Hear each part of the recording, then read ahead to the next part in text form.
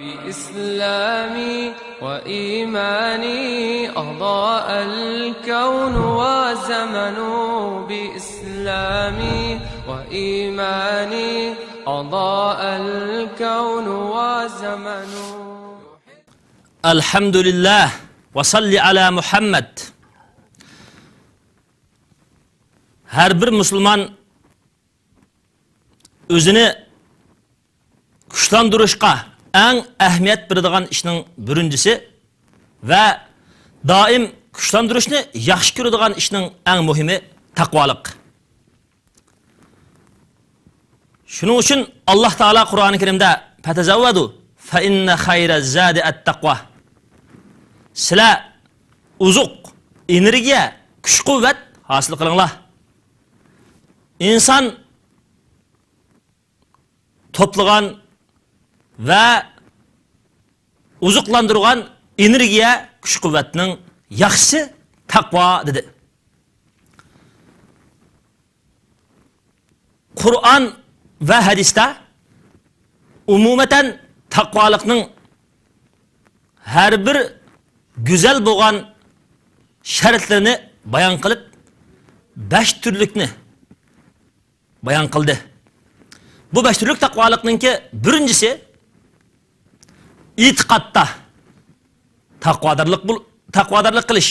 Ya'ni taqvoning lug'at ma'nosi saqlash, qo'g'dab qilish. İkinci ma'nosi qo'rqish. Ya'ni Alloh taoladan qo'rqqanlikdan itiqodini, imonini shirkdan, kufrdan, dinsizlikdan, munofiqlikdan, riyogarlikdan, xiyonatdan saqlab, qalbini bir Allohdan boshqa iloh yo'q, Muhammad alayhissalom Allohning elsi degan mush e'tiqodga, mush ishi guvohlikqa xolis qilib, Alloh taoloni haqiqiy ilohi deb tunib, og'izda e'tirof qilgan shu Alloh degan so'ziga qalbidimi, og'izdimi, hayotidimi sadoqatman bo'lib, qalbining tasdiqlashi, og'izining iqror qilishi, badan qurilishining amal qilishi bilan Alloh taoloni katta bilgan, Alloh taologa qulchilik qilgan Muhammad alayhissalatu vassalamning har bir hidoyatiga, har bir yo'liriga ergishishga tirishchanlik qilgan va ergashganlik mana bu taqvodorlik bo'ladi.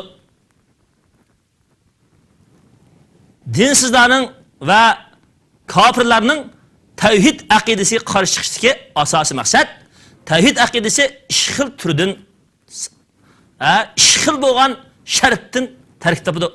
Bir Allohning borligini isbotlash, shu Alloh qul bo'lish, boshqa har qanday ilohning amaliyotda yolg'on bo'lganlikdan yolg'onligini isbotlash. Shuning uchun bir Allohdan boshqa iloh yo'q degan bu tavhid e'tiqodi har qanday insonga, har qanday hukmronga, har qanday tajovuzchiga yo'q deshni, udiga qul bo'lmasni o'rgatadi. Shuning uchun dinsizlar, shuning uchun kommunistlar tavhid e'tiqodiga o'chmanlik qiladi. Shuning Qur'oni Karimda va ma naqamu minhum illa ay yu'minu billahil azizil hamid. O mu'minlardan ular faqat intiqom oladigan faoliyatlarni ilib berib, ularga xandaq qalab o't qo'yishdiki sabab, xandaq ahlini tirik qo'yib ko'ydirishdik sabab, ularning faqat yolg'iz Allohga ishonganligidan degan. Shunga hozirgi dinsizlar, hozirgi kommunistlar, hozirgi kafirlar bizga nimishga tajovuz qiladi? Bizning Alloh taologa ishonganligimizdan. Alloh taologa ishonish ularning har turli qonun siyosatlari, her türlü tüzümlere, her türlü zo'ravonliklarga yo'q deyishni o'rgatadigan haqiqiy bir to'g'ri aqida bo'lganlikdan, insonlik qul bo'lishdan, Alloh taolo qul bo'lishga chiqarganlikdan, Alloh taoloning haqiqiy quli bo'lishga, Alloh taoloning bandasi bo'lishga, Alloh taoloning haqiqiy ixlosman, solih, Alloh taoloning jannatiga kiradigan yo'lga kirgan musulmonlar degan nomga ega bo'lganligimiz uchun ular chidamganlikdan bizga shunday tajovuzlarni qiladi.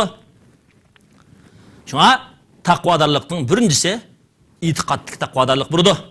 Biz burunqi zamonlarda bizning xalqimizning nurg'unlarini to'g'ri yetaklanmaslikdagi asos sabab nima desa, avvalan itiqaddiki, tavhiddagi taqvodorlikni o'rgatish va tushuntirish kam bo'lgan. Og'izda la ilaha illalloh deb so'zlaydigan, ammo la ilaha illallohning mazmuni, tushunchasini bilmaganlik sabab bo'lib qolgan. Taqvodorlikning ikkinchisi bizning har qanday qilgan ibodatlarimizda, har qanday qilgan harakatlarimizda Alloh taolo Qur'onda va hadisda ko'rsatgan bo'yicha qilishimiz, ibodatlarimizni shirkdan, bid'atdan xoli qilishimiz va qilgan harakatlarimizda Alloh taolo buyurgan ishni qilishimiz, to'sqan ishni yenishimiz, harom ishlarni tashishimiz, halol ishlarni qilishimiz, mana bu taqvodorlik.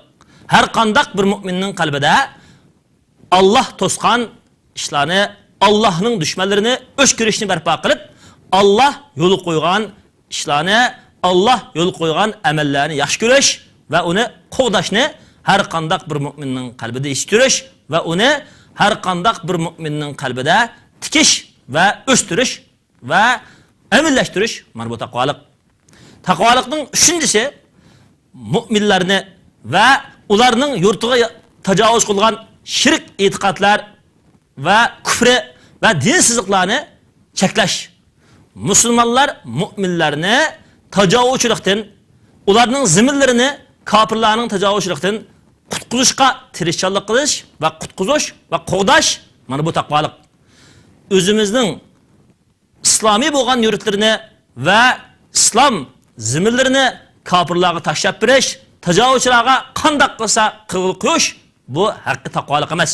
Shuna Alloh Qur'oni Karimda va ta'avanu alal birri va taqva va la ta'avanu alal ismi val udvan. Taqvolik degan qanday urdi degan vaqtda Alloh taolo yaxshilikqa hamkorlashinglar. Sizlar gunoh va tajovuzchiga hamkorlashmanglar. Sizlar yaxshilikqa va taqvoga hamkorlashinglar. Ya'ni kofirlarning, musulmonlarning iddisini bulg'aydigan, iymonini bulg'aydigan, yurtlarini tajovuz qilib besib oladigan mushunday yomonlikdan qo'dab qilinglar. Musulmonlarga kuch beringlar, zolimning qo'lini tutib olinglar, mazlumga yordam beringlar degan temada Alloh taolo bizga alohida Qur'oni Karimda yaxshilikqa, taqvoga hamkorlashishimizga, gunoh va tajovuzga hamkorlashmaslikqa buyurgan. Gunoh va tajovuzga hamkorlashish deganning o'zi kofirlarning musulmonlar ziminiga, musulmonlarga, ularning iddisiga tajovuz qilishga yo'l qo'yish, ular qarta fikr bildirmaslik, ular qarta unsin chiqarmaslik, bizdek dinsizlar qo'lda qolib qolgan musulmonlarga iqtisodiy, turmush, iymoniy quvvat, her türlük qo'g'dash, her türlük tashviqot, her türlük jihatdagi bizning islomiy bo'lgan ovozimizni, bizningki islomiy bo'lgan shaxsiyatimizni, bizning islomiy bo'lgan hayotimizni, bizning islomiy bo'lgan musulmonlar jamiyatimizni, bizning Turkiston ziminini, musulmonlarni qo'g'dash uchun har qanday bir musulmonningki ularning e'tiqodini, iymonini, ziminini, islomini qo'g'dash uchun hamkorlashning hammasi mana bu taqvolik.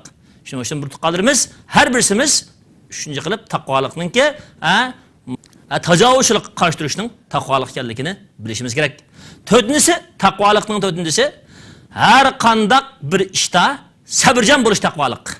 Payg'ambar alayhisalom va sahobalarga o'xshash dinni yetkazish, dinni gullantirish, dinni ustun qo'yishda qilgan barliq amallarda kofirlarning aziyatiga taqvodor bo'lish deganimiz, ya'ni sabr qilish. Aziyatga sabr qilish taqvodorlik. Har birsimizni Alloh subhanahu va taolo mana shu dunyo va oxirat yaxshi bo'lgan taqvodorlardan qilsin. 5 taqvodorlik degan nima? 5 taqvodorlik deganimiz har qanday bir musulmonningki Qur'on va hadis hidoyatini atrofga, jamiyatga ketish uchun taqvodorlik qilishimiz. Dinni gullantirish uchun taqvodorlik qilishimiz. O'zimizning e'tiqodi, axloqi, ibodati, amali orqali dunyoga va so'zlari, da'vatlari, qalamlari orqali dinni tarqitish uchun kishilarning dünya va oxirat baxt saodatga erishish uchun kishilarga islom hidoyatini o'rgatib, haqiqiy Rasululloh alayhisolamning varisi bo'lgan al-ulamao varasul anbiya, ulamolar payg'ambarlarning varisiri.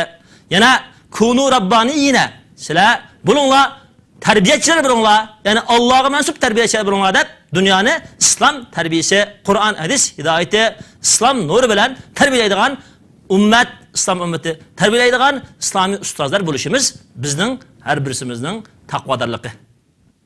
Shuna bizni Alloh taolo Qur'oni Karimda kuntum xayra ummatin ukhrijat lin-nas ta'muruna bil ma'ruf va tanhauna 'anil munkar degan. Sizlar yaxshi ummat bo'ldinglar. Nimishqa? Kishilarni yaxshilikqa buyurib, yomonlikdan to'sqanliklar uchun.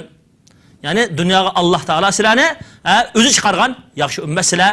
Sizlarning mushundaq yaxshi ummat bo'lishinglarning asosiy sababi sizlar omir, ya'ni yaxshilikqa buyurishlar. Sizlar nahi, ya'ni yomonlikdan, yomon e'tiqoddan to'sizlar, yaxshi e'tiqod, yaxshi amallarga buyurishlar degan. Shu musibitimizni biz amaliy joriy qildirsak, ondan haqiqiy taqvodor bo'la olamiz. Hammamizni Alloh subhanahu va taolo haqiqiy taqvodor bo'lishlarni qilsin.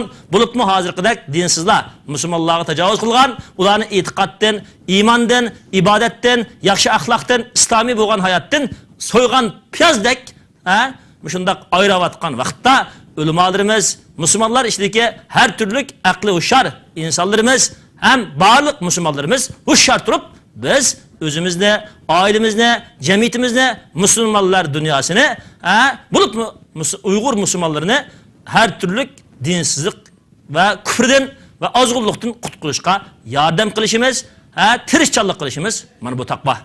Hammamizni Alloh subhanahu va taolo haqqi taqvodorlardan bo'lishimiz qilsin. Shu Alloh subhanahu va taolo Qur'oni Karimdagi vattaqulloh la'allakum tuflihun. Allohdan haqqi taqvodor bo'linglar. Sizlar Allohdan haqqi taqvodor bo'lsanglar, har qanday bir ishda Allohdan taqvodor bo'lsanglar, nijotlikka erishishlar dedi. Va oxir da'vana alhamdulillahi robbil alamin.